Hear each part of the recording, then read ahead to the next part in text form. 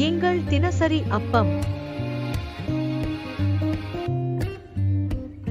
அவன் தலைமையில் சிரைக்கப்பட்ட பின்பு திரும்பவும் முளைக்கத் தொடங்கிற்று.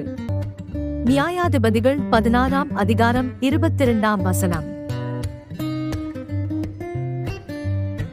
பிரியமானவர்களே, எல்லாமே முடிந்து விட்டது, இனி ஒன்றுமே இல்லை என்று புலம்புகிறீர்களா?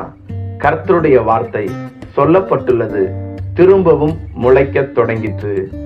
முடிந்தது என்று சொல்லுகிற அதே இடத்தில் ஆண்டவர் உங்கள் வாழ்க்கையை திரும்ப கட்டத் தொடங்குகிறார்.